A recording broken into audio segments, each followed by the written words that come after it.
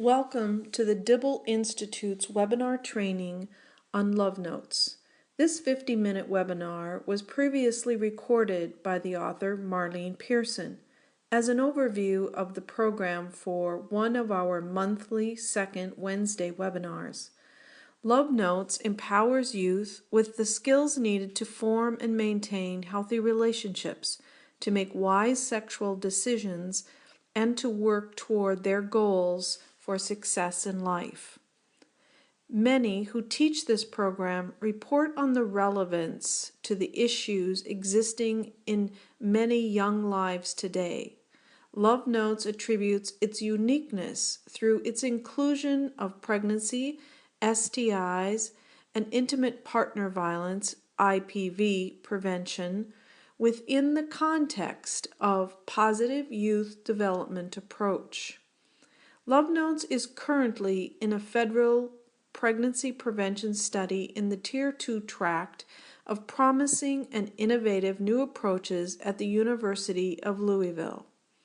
Marline is also the developer of Relationship Smarts Plus, which is a prototype for Love Notes. A 5-year evaluation was recently completed on Relationship Smarts Plus in the state of Alabama with over 5,000 diverse teens. It and Love Notes are listed on the National Registry of Evidence-Based Programs and Practices, which is a service of Substance Abuse and Mental Health Services Administration. As an author, Marline has been with the Dibble Institute for over 10 years. She received her MA in Sociology from the University of Wisconsin-Madison. Besides creating relationship education programs, Marline is the Sociology Department Chair at Madison College in Wisconsin. Along with research-based materials, she incorporates many of her students' life experiences and responses in her program.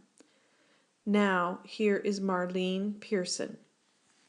I want to start out by saying it seems to me we all share three very, very important goals: pregnancy and STI prevention, date violence prevention, and healthy relationships. But for the most part, these three goals tend to lie in separate fields, and they are typically addressed in separate programs. The proposition behind Love Notes is that maybe an integrated approach might actually strengthen all three goals.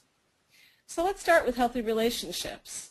I think everybody wants healthy relationships for youth, but the question is, how does the ability to form healthy and safe relationships, how does it actually relate to a youth's sexual decision-making and sexual behaviors? And when you think about it, how do teens make wise sexual choices if they know little about healthy relationships? Maybe they haven't seen many around them. Maybe they've never really thought about what's important to them in a partner or a relationship. And maybe they have no idea how to assess a relationship, how to know if it's worth it, if it's healthy, if it's safe. Certainly, I think we could say youth are not given a roadmap today for navigating their attractions and their relationships. And when it comes to sex, what if you've never been encouraged to think about sexual meaning? What if you have no real understanding of intimacy beyond physical connection? What if you've never really thought about what you would want deepening levels of physical intimacy to mean and how to pace it? Physical intimacy is not all or nothing. There's this whole continuum from holding hands, hugging, kissing, on to more intense kissing, to caressing, to sexual touching, to intercourse.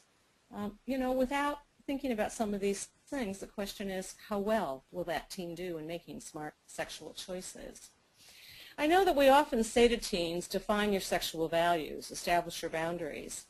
But here's the question. How do you do this in any meaningful way if most of your cues and most of your scripts come from the popular media and peer culture? And I think this is the place where youth need a lot more support. Support in thinking about defining their values, their boundaries, deciding what they really want, and how they want to pace it. I think that's where the big deficit is. I mean, after all, we can offer the health toolkit, information about pregnancy, STDs, about birth control, condoms. We can teach refusal skills, practice, negotiation. But the question is, where's the motivation to engage those skills? Where's the motivation to use those skills, to use the knowledge, to use protection if they're sexually active, or continue to wait or to delay if that is their choice? Frankly, it takes a lot of motivation. You know, when you think about it, it takes a lot of motivation to avoid pregnancy and STIs. You know, any way you cut it, whether it's you're sexually active and you need to use birth control and condoms, you know, correctly and effectively each and every time, that takes a lot of motivation.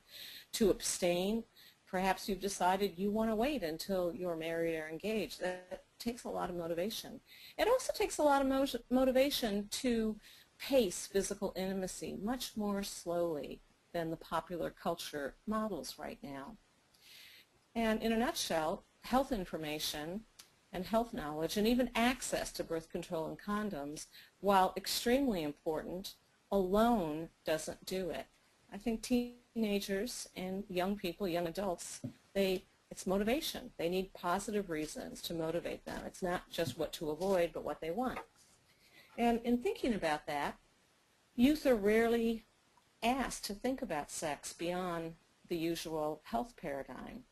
In fact, I think youth get very little guidance or instruction when it comes to developing healthy relationships or thinking about sexual meaning. And yet, these are the things that might help youth define a context and a pace for sexual intimacy that's responsible, that's personally meaningful, that's protective of one's own aspirations in life. And so, you know, encouraging teens to develop that kind of what I would call a North Star, what they want, not just what they want to avoid, that might really help motivate them. Because after all, sex isn't just about the body, knowing how it works, what's risky, how to protect yourself, all that's critical. But sex is also about the heart. And so that's sort of my introduction to Love Notes, that we may need integrated health and heart-based approaches. And that's what I think healthy relationship can really add to pregnancy and STI prevention, and also help teenagers steer clear and exit from dangerous and destructive relationships. So what I want to do now is I want to take you through a very quick trip of Love Notes. The major goals of Love Notes are sort of threefold.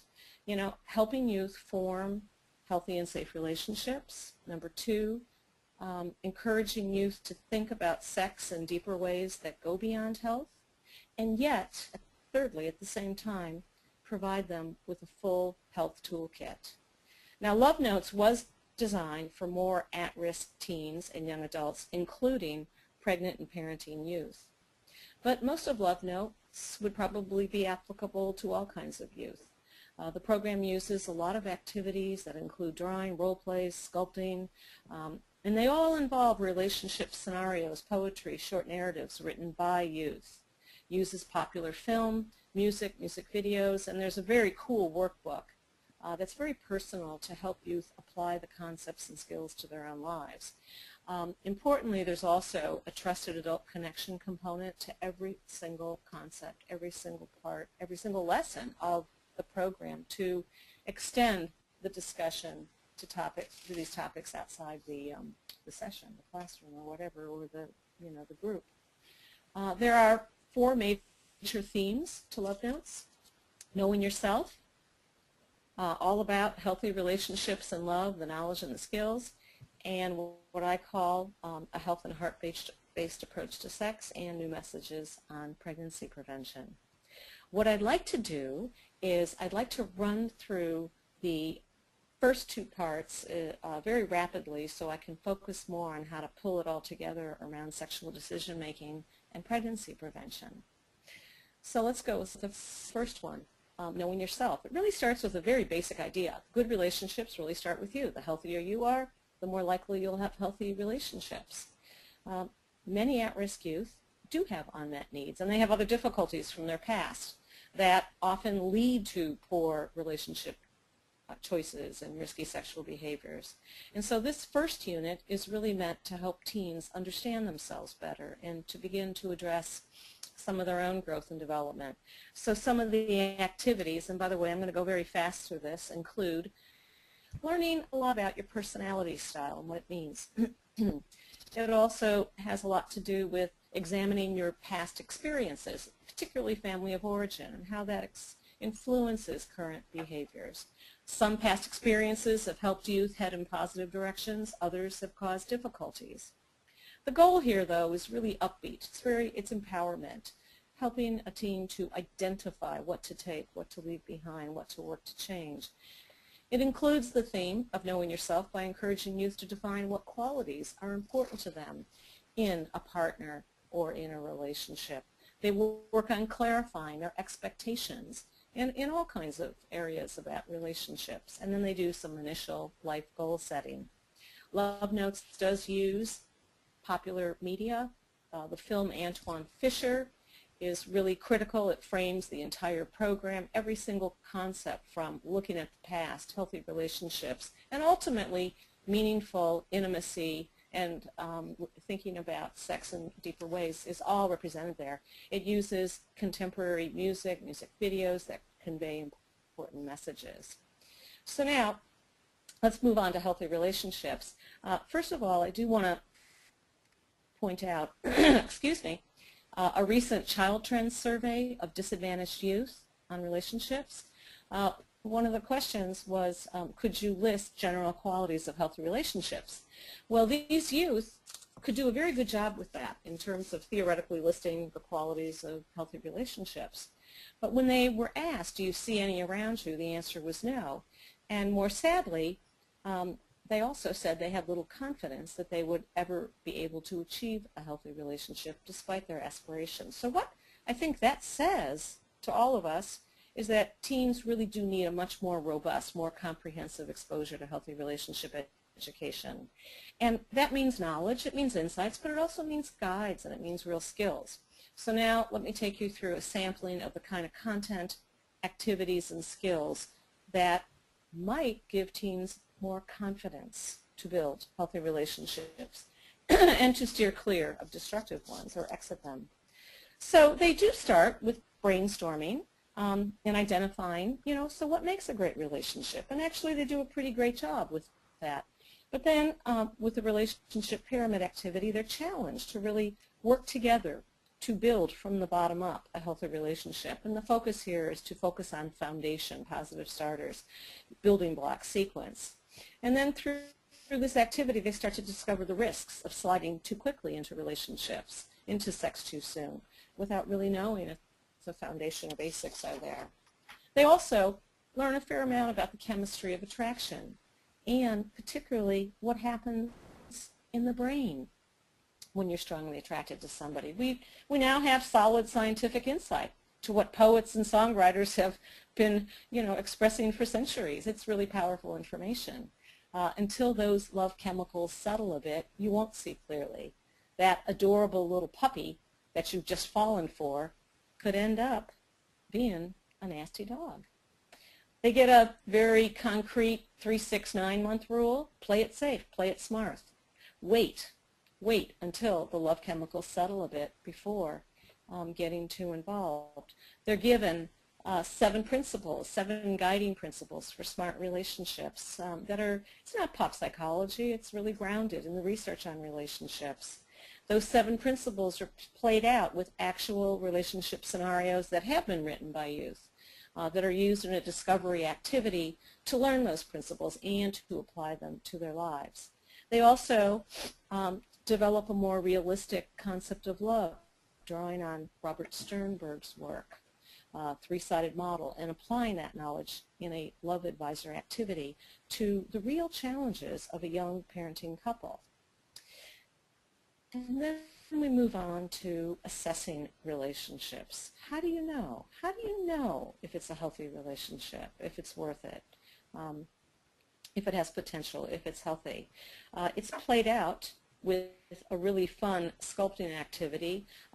They're asked 3 really clear questions. There are 6 cards, 3 describing unhealthy, 3 describing healthy, but they play it out through a sculpting activity that really provides them a more in-depth discussion to deepen their understanding.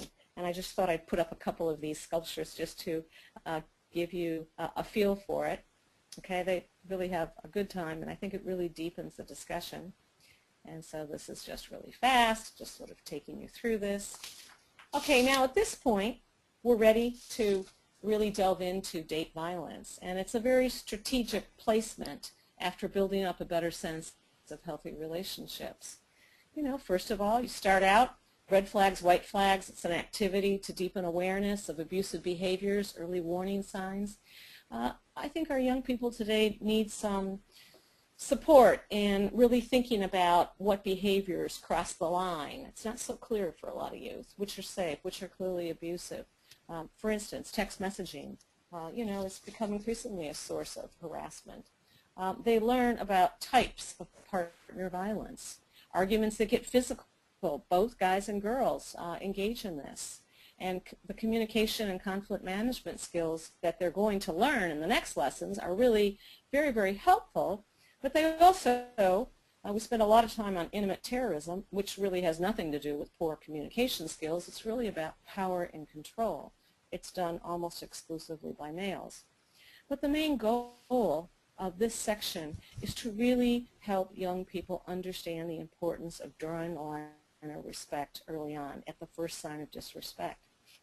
To get youth to understand that injury, death, all of the horror stories from intimate partner violence, it doesn't just pop out of nowhere. You could trace it back to the first words and actions of disrespect. And that's a really big focus here. But information is never enough. You really need to touch the emotions. There's a really powerful short video by Tony Porter.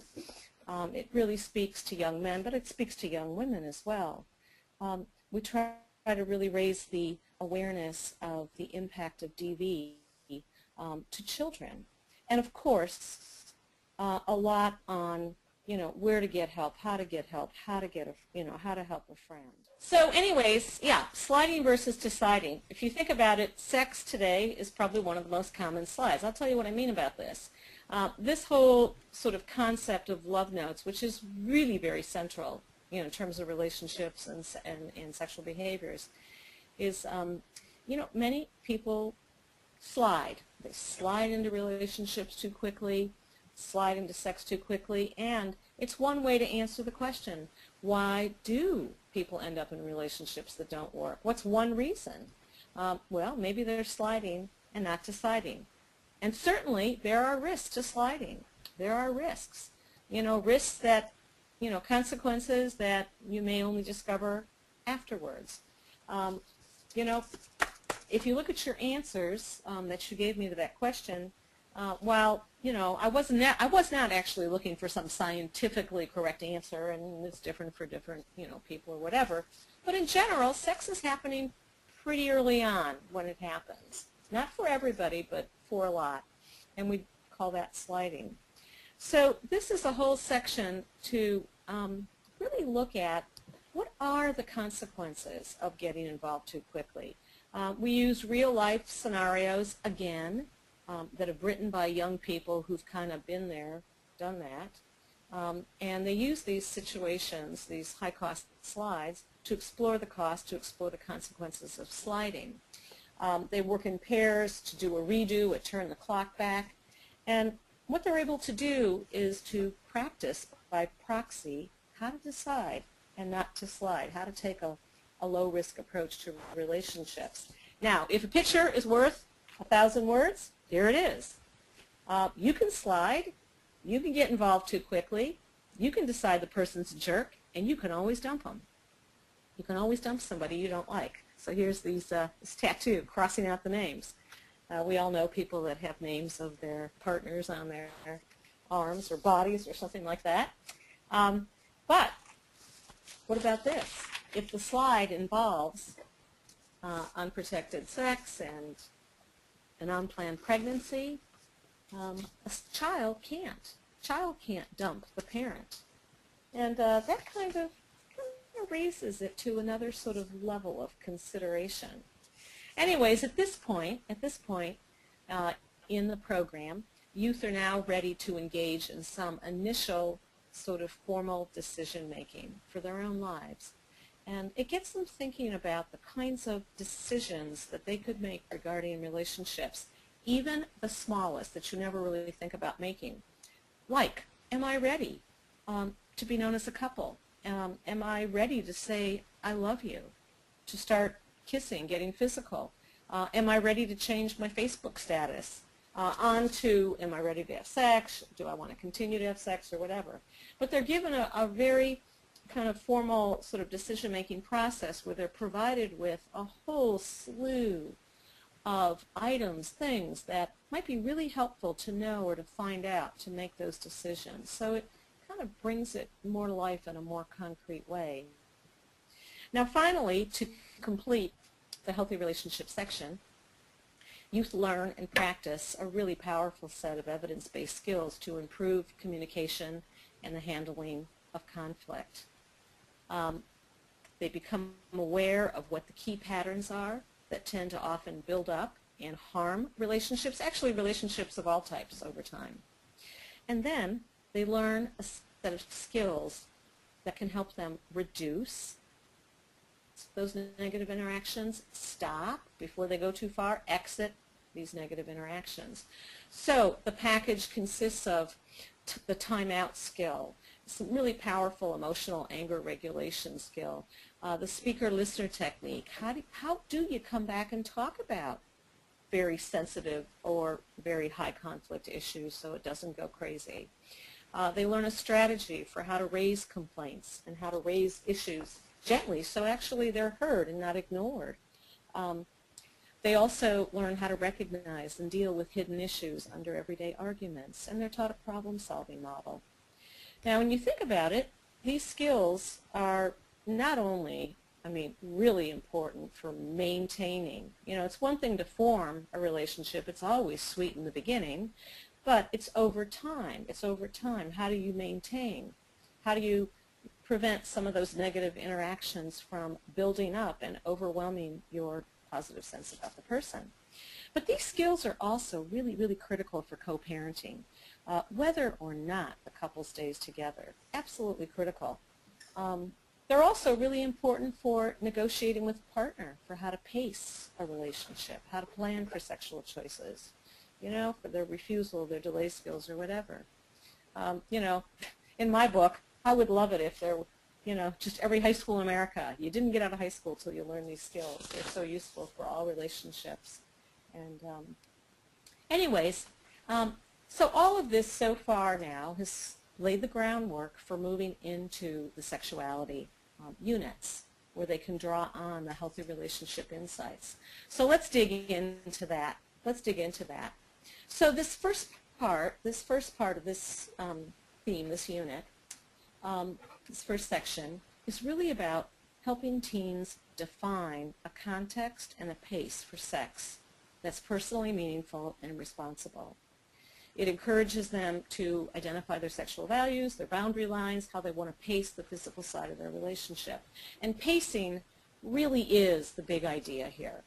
And to engage youth and to deepen their reflection, this segment will use activities that draw from poetry and stories and quotes from youth. It'll use music videos, and it'll also use some short films.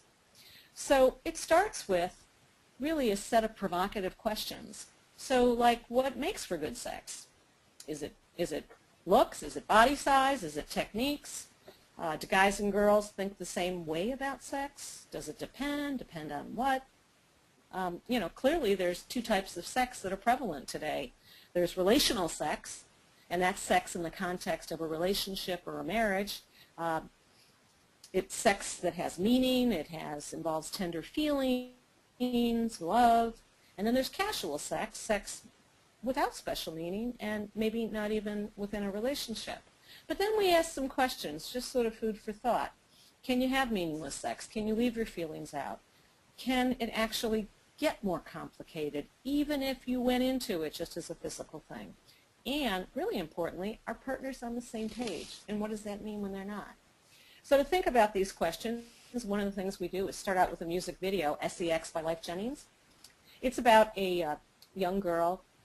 She's really attracted to a guy, and the singer has a message. And, you know, the refrain is pretty much, think before you let it go, think before you let it go. This video, and by the way, I love music videos because there's so much visually that you may not even just get with the lyrics.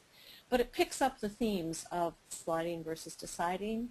It picks up the theme of really thinking about what you want and whether you're both on the same page. And then there's a whole series of questions to lead discussions. There's questions directed to guys, questions directed to girls. And by the way, this curriculum is very inclusive of sexual orientation. I mean, part of this discussion is also, you know, what about two guys not being on the same page, or two girls? What does that mean? Just because lesbians and gays can't get pregnant, well, they can get STDs, but they also have hearts and they have emotions. Then we transition into a discussion on intimacy. Most people hear that word, they're intimate, and think, oh, they're having sex. Well, physical connection is one part, but there are 5 other important dimensions. You know, there's verbal intimacy, emotional intimacy, social intimacy, spiritual, the intimacy of trust and commitment. And then, of course, physical, it's not all or nothing. There's a whole continuum. But to deepen their understanding, there's a story about a teen couple that's read aloud. And they get a worksheet to really analyze this relationship for how connected they are on these dimensions and how intimate they really are. And then they're asked a whole series of questions, those questions that really help them think about the health of that relationship, the quality of that relationship, and what would happen if there is a pregnancy that occurs. So the emphasis here is really on helping you think about the context, what they want, whether they're on the same page, and the health of the relationship. And that leads into a discussion of the pitfalls of what I call sex too soon. Teens hear a lot about health risks, but they don't hear a lot about the emotional or the social risks. And so there's a lot that we could really discuss here. And then we move into what I call Sex Basics 101. And it really might help explain why two people might not be on the same page. Pretty basic information on hormones. You know, young males have lots more higher levels of testosterone than females. What does that mean? Females have higher levels of oxytocin, which is the hormone of attachment, bonding, trust. It's triggered by touch. Females have more on average, and they get a big surge with sexual touch and during and after sex. What does that mean? The sexual arousal process. You know, the body goes through a whole set of physiological changes. There's a lot of similarities, but there's some important differences. One difference is in time. You know, for a young male, the time from beginning to orgasm ejaculation is 30 seconds to 4 minutes. For females, on average, it's 10 to 20 minutes. So that's kind of interesting. How does that affect things? And at this point, then, we introduce some poetry and short narratives. There's one powerful poem written by a woman from Milwaukee. It's a young woman, to use the cliche, who is looking for love in all the wrong places and then really sort of comes into her own. There's a story of a young man, Brad's story, looking back on his choices. Anyways, that I think really is useful for, you know, deepening reflection, and they're very real. And now it's useful to present some very important survey findings. If the majority of teens, which we do know from some important national surveys, who've had sex wish they've waited, didn't turn out like they wanted to, well, youth now, that finding makes a lot more sense. They have a clear context for understanding that. And so now they're actually prepared for the big question, am I ready? Where do I draw my line? What are my sexual values?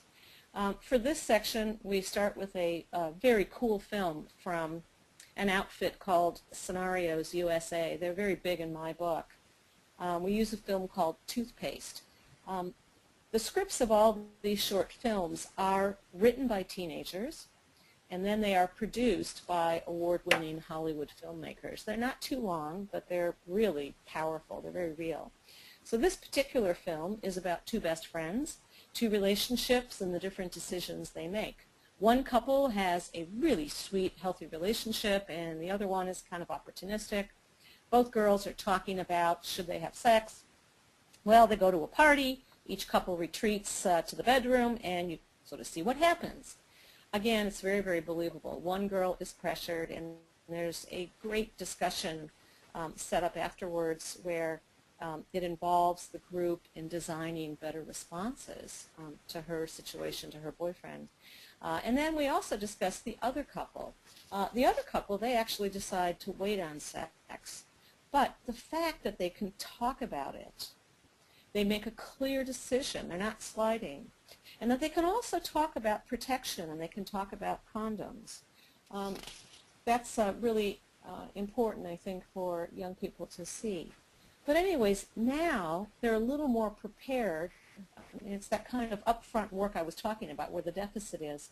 Now they're a lot more prepared to think about what are their boundaries, what are their values. So looking at this scale of physical intimacy, where do you draw your line on this scale? Or where would you draw your line if you could do things over? Or where will you draw your line next time? And then how does that relate to your values? What does a particular level of physical intimacy mean to you?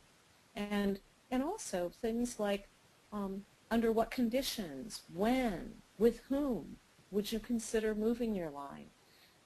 What are the benefits? What are the risks of where your line is? Have you talked to a partner? Drawing the line, that's important, but so is thinking about pacing. And I sort of am thinking this is a very, very important sort of third option between the sort of either-or choices that young people feel today. You either abstain till marriage or you're sexually active. But the idea that you could really pace it a lot more slowly than the cultural models today, I think that can reach a lot of people.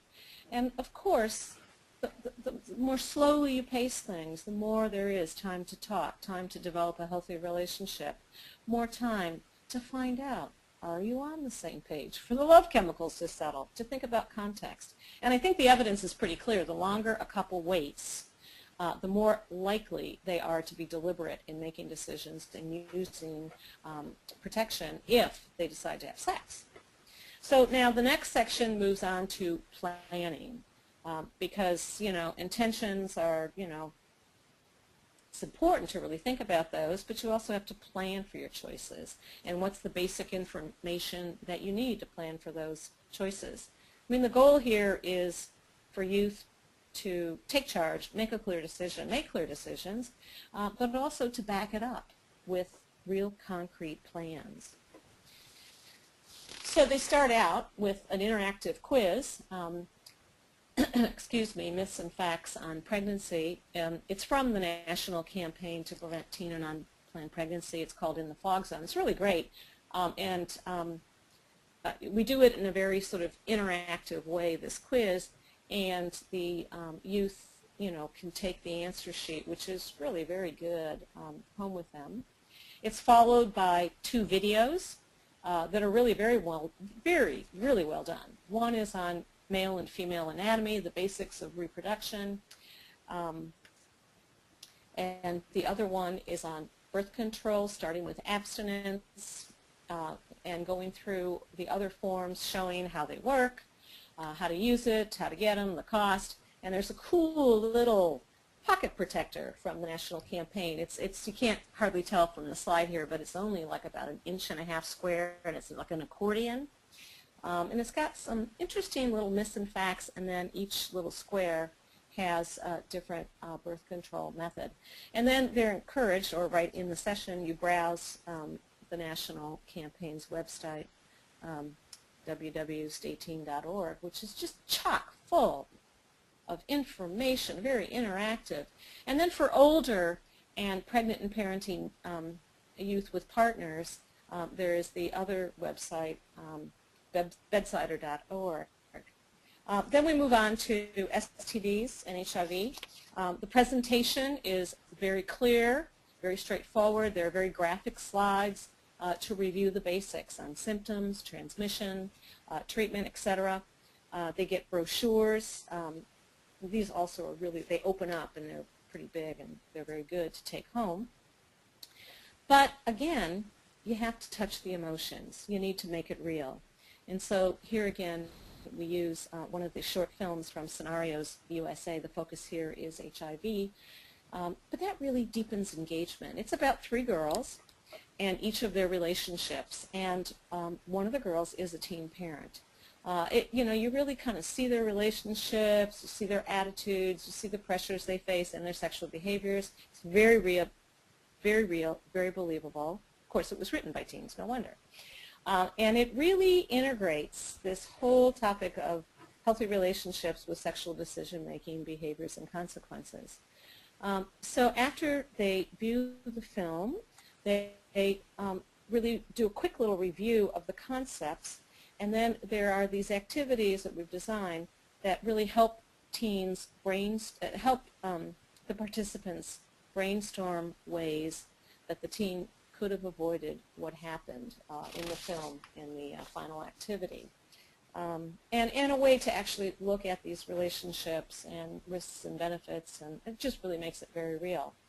Okay, so now they're ready to develop their own personal plans. And again, you need a plan any way you cut it. If a person wants to wait on sex, they need a plan. If they want to pace it more slowly, they need a plan. If they're sexually active, they need a plan, and they need to be very detailed and concrete. Again, if you're going to wait or pace things slowly, it's not good enough to have intentions. You have to have your values and reasons in line, but you also need a real sense of rules and agreements on touch, on time, and how you're going to make sure that as time goes on you don't just slide. That, it's always a decision. And if you're sexually active, you also need a really concrete plan. What is the birth control plan? What is the condom use agreement? What about regular STD testing? And what about some basic things that couples, heterosexual couples particularly, really need to discuss before they have sex? What if a pregnancy, we've all known people that have gotten pregnant and they have never talked about what might happen. Do they see eye to eye on some really big issues?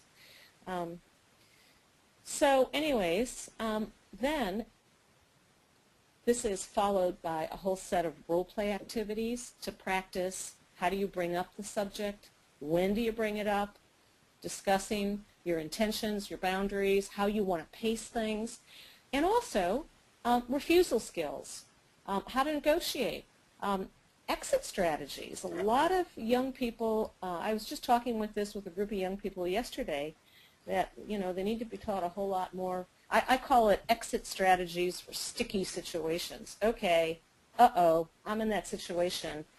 How do I get out? I'm in the bedroom, whatever. So anyways, there are a whole series of role plays that they practice on this. Finally, now I'm winding down, there's a reinforcement lesson on pregnancy prevention that has a new message. When I think about most of our pregnancy prevention messages, they tend to focus on a teen's or a young person's self-interest, as in, how you're going to have support payments, you'll lose your freedom, it'll be stressful, it'll be hard to finish school or whatever. The focus is on self-interest. Well, I think encouraging youth to consider, sort of switch the focus. How is a child affected by an unplanned pregnancy? To see it through the eyes of a child. Personally, I have found this to be far more engaging and motivating. So the activities, they start with designing an ad for an unborn child looking for a family. Of course, children don't get to pick their families or their parents, but if they could, what would they want? And actually, generally, young people, the most high-risk, disadvantaged youth, generally do a great job. And that list then is really used to generate a discussion of how, following a sequence of finishing school, establishing a healthy partnership, a healthy marriage, how would that help parents to provide those things? And, I think this is a way to start to help young people understand a connection and a sequence that far too many youth are missing today. That a healthy partnership, a healthy marriage before children really, really matters. It's not a value statement. It is borne out clearly by the research. And I think that's a connection we do really need to help people. And there's also a success sequence for youth that already have the child. Focus on your child. Finish school.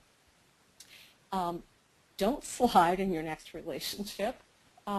Wait on a second child.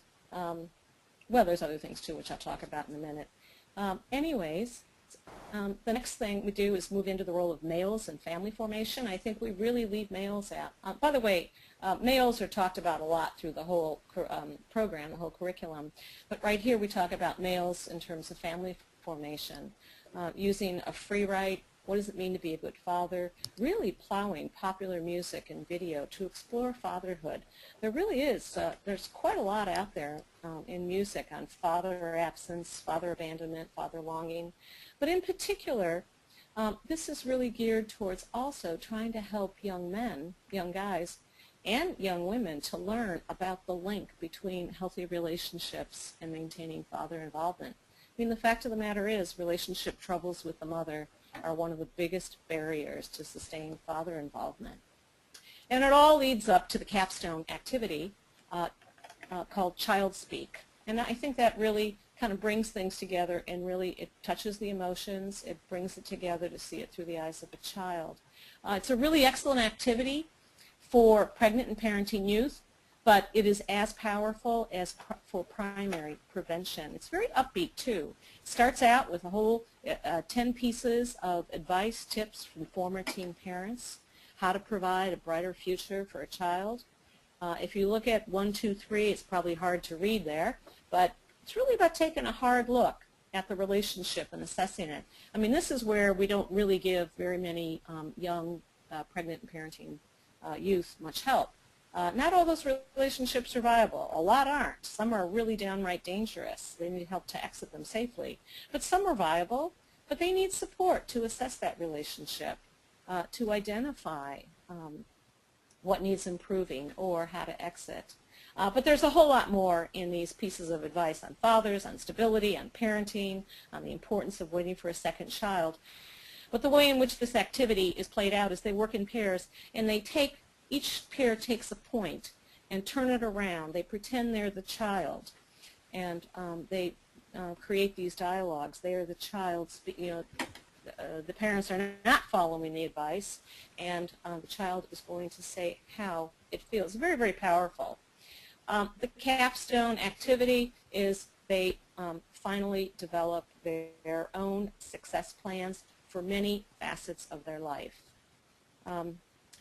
We help people plan a lot for their educations, but we don't, what about, relationships and all of this, so that you can see just some of the things. It's a pretty detailed success plan.